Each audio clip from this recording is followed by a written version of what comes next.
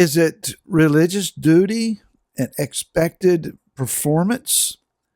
Is it supposed to be fun? Do you have to pray every day?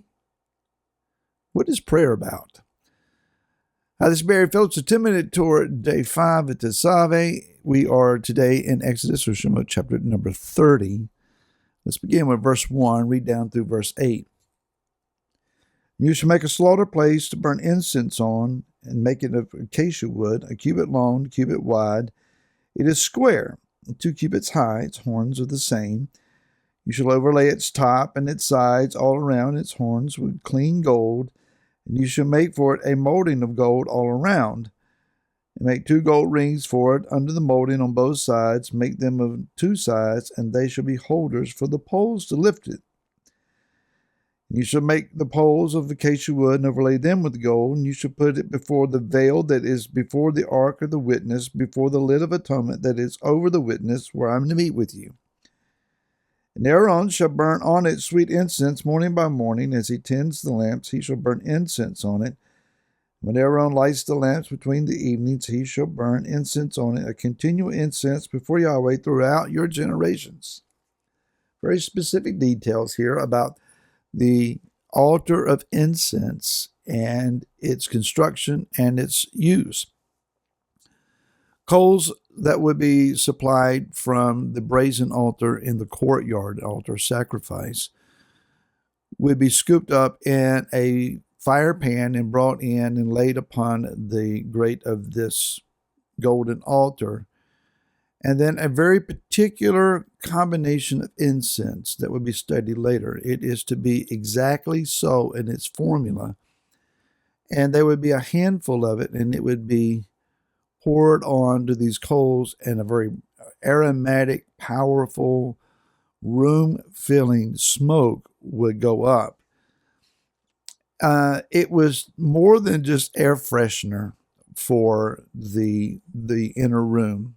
There is at least one noted Torah commentator among the rabbis who says, well, its purpose was to overcome the stench of burning flesh on the altar outside.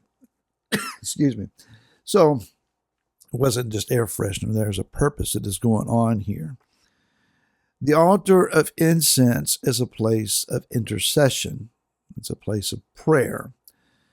The word for sacrifice in Hebrew, many of you know, is korban, and it means a means of coming close. It is the approachment. It is the opening door to come in close to, while the word for incense here is a means of binding. So prayer is the knocking at the door which will be opened and allow us to go in through this korban, this offering of incense that is very revelatory about Yeshua. But it's also to bind us to the Father. Now, when we pray, the idea of prayer is not just religious duty, and we should know that. However, in our minds, there is this feeling of transgression or guilt or condemnation. Oh, I forgot to pray today. Prayer is obviously those moments where we get quiet before Him. Everything else is laid down. The phone is cut off. The computer you're away from. And you've meditated on the Word, and now it's time to pray.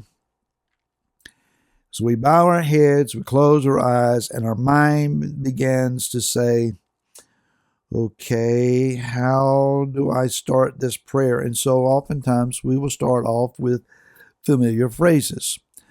Baruch atah Yahweh Eloheinu melech ha'olam. And that's a good phrase to start off with.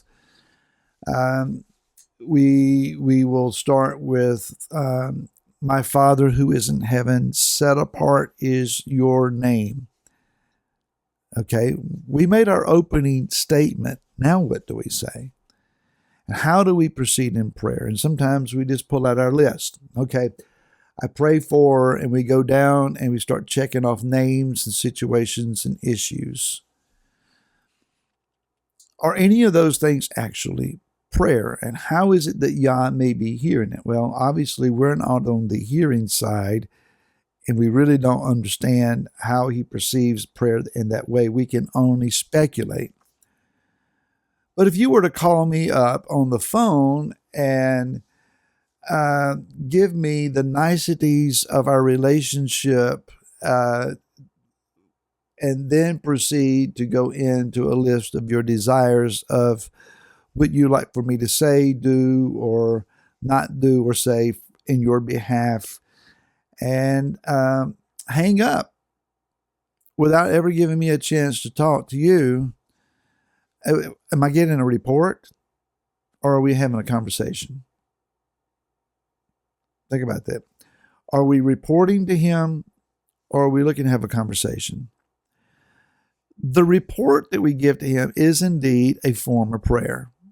Anytime that we go to him and we're addressing him and we're offering up our heart, our words, our mind, our issues to him, I believe he wants to hear that. If your child comes home from school and basically just reports to you the events of the day, and then goes and secludes themselves in their room to continue their homework or video games, whatever they do, you appreciate the information. And it's not that Yah doesn't already know. We're not saying anything to him that he doesn't already know.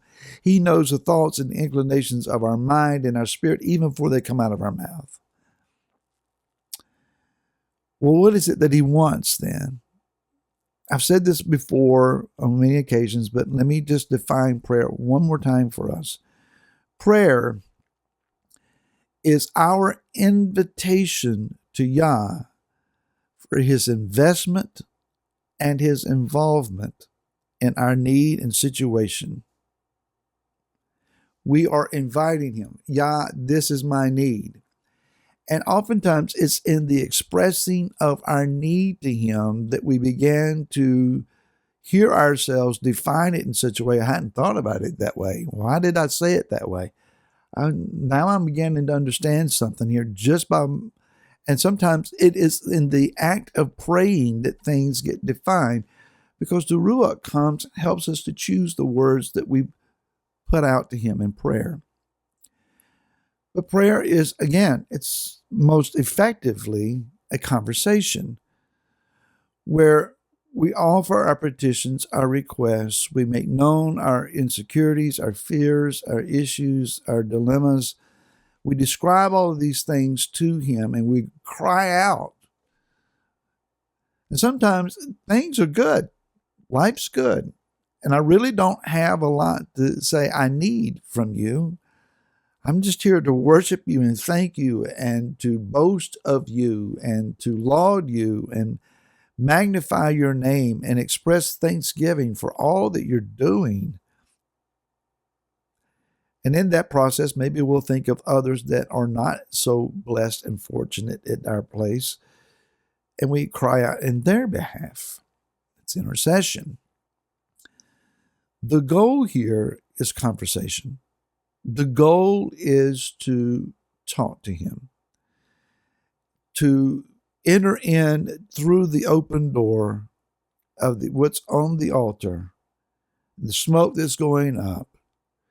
But it's also that we be bound to him, because when we ask him to invest, we are binding ourselves to him so that as he responds, as he is answering, we ourselves are also involved in that process.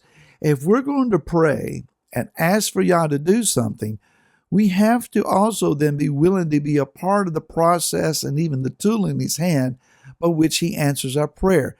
It's not we pray, throw it over into his lap, sit back, fold our arms and say, no, let's just see what he does with this. Yah's going to employ us. If we're crying out in someone else's behalf, Father, supply their need. It could be that Yah says, well, I will supply their need by you giving to their need. This is what I want you to do. We have to be willing to be a part of the answer to our own prayers. Shabbat Shalom to you. May the King reside with you, feast with you, study with you, fill you with his presence. May your Shabbat be restful and joyful and life-giving. And we will see you again, hopefully next week. Shabbat Shalom.